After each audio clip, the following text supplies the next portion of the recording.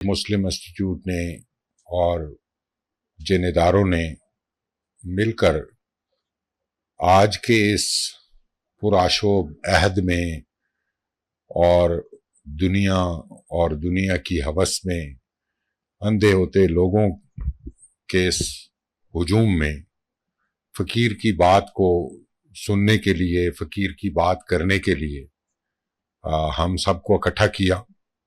یقیناً یہ ایک بہت مستحسن اور ایک بہت خوبصورت عمل ہے جس کی بہت تحسین کی جانی چاہیے. جیسے ہمارے یہاں ذکر اب ہوا سلطان باؤ رحمۃ اللہ علیہ کا اور مولانا روم کا. اچھا، ان شاعروں میں یا صوفی شاعروں میں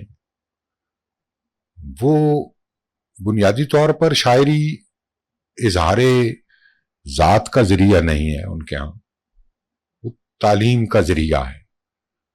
وہ اپنے اندر کی بات کو دوسروں کے اندر تک پہنچانا چاہتے ہیں.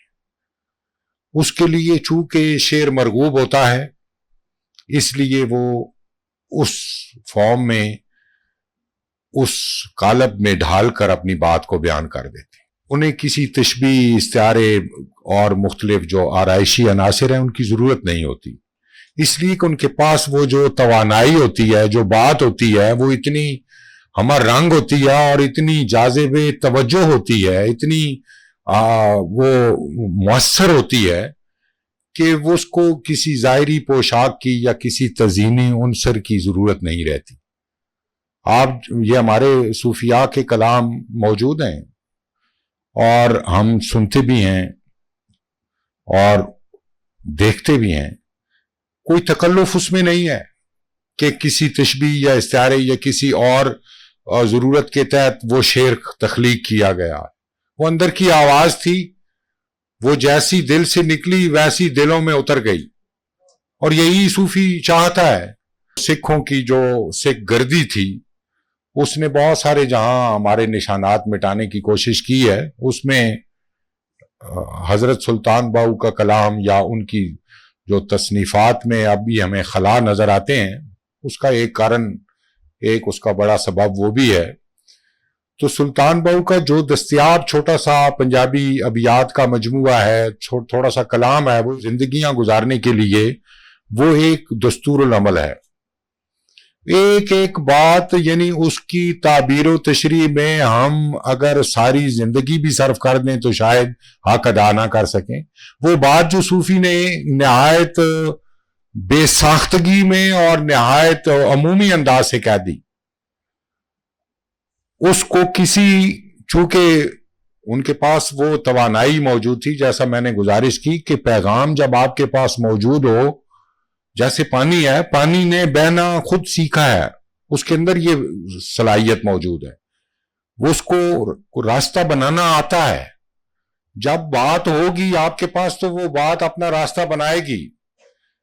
اور اس کا مخاطب ایک عامی بھی ہے اور ایک نہایت گہرا آدمی یا بہت زیادہ صاحب مطالعہ آدمی. یہ جو باقاعدہ شاعر ہیں یا شاعر ہونے کے دعوے دار ہیں، ان کے کلام کو اگر آپ دیکھیں تو ایک سطح پر آ کر ان کی سانس پھولنے لگتی ہے، اور وہ کبھی عامی اس سے مخاطب نہیں ہو پاتا، عامی کے لیے وہ نہیں ہوتے. کبھی کسی بہت گہرے اور خاص آدمی کو وہ اپنی طرف نہیں کھینچتا. لیکن فقیر کا کلام جب بھی آپ دیکھیں گے تو اس میں جتنا دم خم ہے کسی قاری میں یا سننے والے میں، وہ اتنی بلندی تک جا سکتا ہے. فقیر کے کلام کی یہ خوبی اور صفت موجود ہے، اور اسی میں ان کا وہ پیغام ہے. یعنی یہ بتایا گیا کہ انسان یہاں کیوں آتا ہے، اس کا زندگی کا مقصد کیا ہے. دیکھیں قرآن نے کہا وَمَا خَلَقْتُ الْجِنَّ وَالْإِنسَ إِلَّا لِيَعْبُدُونَ. اب یہ جو عبادت ہے یہ کیا ہے، اس کی مختلف صورتیں ہمیں جو بتائی گئی ہیں، یعنی وہ کسی کے ساتھ خوش کلامی بھی عبادت ہے. اب ہم اس کو چھوڑ چکے، ہم نے وہ تسبیح پکڑ لی، ہم نے وہ نمازیں پڑھنی شروع کر دی، اور اب حج پر جاتے ہیں تو دھکے دے کر ہم حجر اسود کو چومنے کی کوشش کر رہے ہوتے ہیں. حالانکہ وہ تو ایک ایسا پلیٹ فارم تھا جہاں ہم نے اکٹھا ہونا تھا، جہاں ہم نے اپنے دکھ درد بیان کرنے تھے، لیکن چونکہ اب ہم رسمیات میں آ گئے ہیں اور ہم نے وہ پورا کرنا ہے، تو وہ عبادت کی جو روح تھی وہ نکل گئی۔ وہ سلطان بہو فرماتے ہیں نا کہ علم پڑھیا تے ادب نہیں سیکھیا، کی لینا علم نو پڑھ کے ہو، چلے کٹے تے کچھ نہیں کھٹیا، کی لینا چلیاں وڑ کے ہو، اور تسبیح پھڑی تے دل نہیں پھریا، کی لینا تسبیح پھڑ کے ہو، جاگ بنا دودھ جمدے نہیں باؤ، پاویں لال اومن کڑ کڑ کے ہو۔ اس کا مخاطب ایک عالم بھی ہے، ایک عام دیہاتی آدمی کو بھی معلوم ہے کہ جاگ جب تک شامل نہیں ہوگی دودھ کو کاڑنے سے وہ دہی نہیں بنے گا۔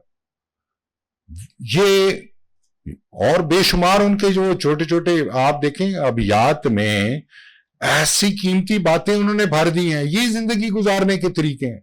اس میں بتایا گیا کہ عبادت کیا ہے۔ وہ کہتے ہیں نال کو سنگی سنگ نہ کریے، کل نو لاج نہ لائیے ہو۔ اب یہ کسنگی کے اندر وہ ساری برائیاں آ گئی ہیں جو دنیا دے رہی ہے۔ یہ دنیا میں ہے، ہم ہوس زر کے لیے، منصب جا کے لیے، کبھی ہم اپنے کسی عہدے کے حصول کے لیے، کبھی ہم دریوزہ گری کر رہے ہیں ایک کی، کبھی ہم دوسرے کے سامنے۔ وہ اقبال نے فرمایا نا کہ غیرت ہے بڑی چیز جہانے تک و دو میں، پہناتی ہے درویش کو تاج سر دارا۔ تو وہ درویشی ہم سے چھن گئی اور ہم نے چھوٹے چھوٹے مفادات کے لیے اپنے آپ کو گروی رکھ دیا۔ کہیں ہم اپنے اندر کو بیچ رہے ہیں، کہیں ہم اپنے احساسوں کو بیچ رہے ہیں، ہم نے اپنی غیرت کا سودا کر دیا۔ یہ سارا کیوں ہے؟ کہ وہ ہوس ہے، وہ لالچ ہے جو ہمیں راستے سے بھٹکاتی ہے، جو ہمیں اپنے اس تشخص سے محروم کرتی ہے۔ تو فقیر تو یہ کہتا ہے کہ نال کو سنگی سنگ نہ کریے، کل نو لاج نہ لائیے ہو، کوڑے تمبے تربوز نہیں ہوندے پاویں توڑ مکے لے جائیے ہو، کاواں دے بچے کدے ہنس نہیں بندے پاویں موتی چوگ چگائیے ہو، کوڑے کھو کدے میٹھے نہیں ہوندے پاویں سہ منا گڑ پائیے ہو۔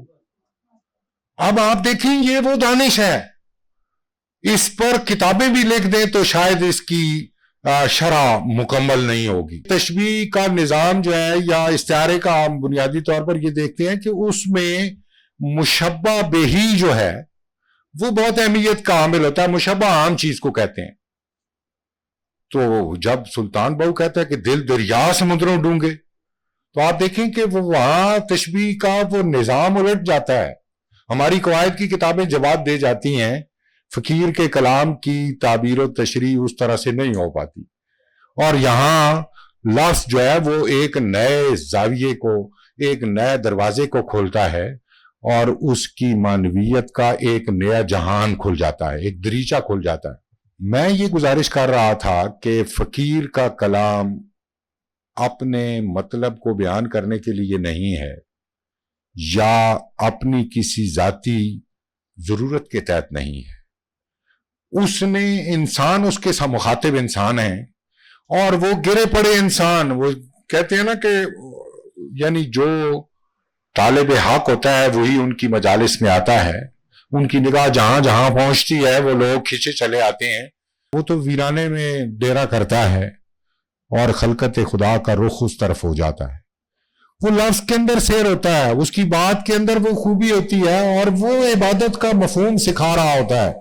یعنی ایسا نہیں ہے کہ وہ کوئی اس نے کتاب کھولی ہوئی ہے اور جس طرح کوئی پند اور نصیحت کر رہا ہے، ایسا نہیں ہوتا۔ وہ عامل ہوتا ہے چونکہ خود اس پر عمل پیرا ہوتا ہے۔